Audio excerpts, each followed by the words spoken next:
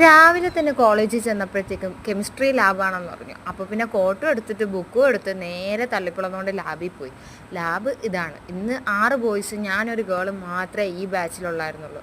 പക്ഷേ കെമിസ്ട്രിയൊക്കെ ആദ്യമേ +1 +2 ചെയ്തിട്ടുണ്ടെങ്കിലും ലാബിലൊക്കെ കയറിയിട്ടുണ്ടെങ്കിലും ശരിക്കും പറഞ്ഞാൽ എനിക്ക് തീരെ ഇഷ്ടമല്ലാത്ത കാര്യമായിരുന്നു ഈ കെമിസ്ട്രി ലാബും ഫിസിക്സ് ലാബും സുവോളജി ലാബും. എനിക്ക് 3 ലാബുകളൊന്നും എനിക്ക് ഇഷ്ടമല്ല. പക്ഷേ എല്ലാവരും പറയും ലാബാണ് അടിപൊളി, നല്ല രസമാണ്, അതാണ് ഇതാണെന്നൊക്കെ പറയുമായിരുന്നു. പക്ഷേ എനിക്ക് വലിയ താല്പര്യം ഉണ്ടായിരുന്നില്ല. പക്ഷേ അതൊക്കെ ഞാൻ ഇപ്പോൾ ഈ ഒരു കോഴ്സ് പഠിക്കാൻ വന്നപ്പോൾ ഞാൻ ശരിക്കും എൻജോയ് ചെയ്യുന്ന ഒരു സംഭവമാണ് ഈ ലാബ്.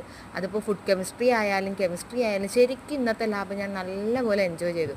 മൊത്തം ഒരു തീയും പുകയും ആകെ ഒരു പുകമയമായിരുന്നു.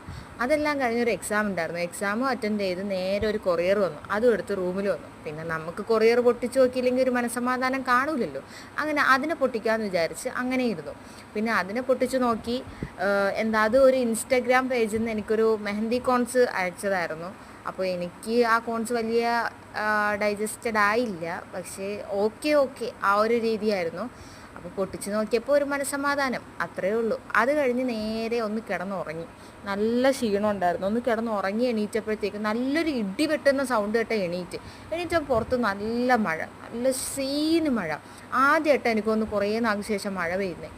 പിന്നെ രാത്രി ആയപ്പോഴത്തേക്കും ഷിജിനാക്കൊരു മെഹന്തി ഇട്ട് കൊടുത്തു. അവൾക്ക് പിന്നെ മെഹന്തി ഇടുന്നതൊക്കെ വലിയ ഇഷ്ടമായത് കൊണ്ടും ഞാൻ കുറച്ചൊക്കെ വരയ്ക്കുന്നത് കൊണ്ടും എനിക്കും വലിയ ബുദ്ധിമുട്ടൊന്നും തോന്നിയില്ല. ഞാൻ കുറേ നേരം ഇരുന്ന് ഇട്ട് പിന്നെ അതിൻ്റെ ഫോട്ടോഷൂട്ടും കാര്യങ്ങളൊക്കെ ആയിരുന്നു. പിന്നെ അപ്പോൾ ഇത്രയേ ഉള്ളൂ. Tata bye bye, see you. ആദ്യമായിട്ട് കാണുന്നവരാണെങ്കിൽ സബ്സ്ക്രൈബ് ചെയ്ത് സപ്പോർട്ട് ചെയ്യുക. Thank U.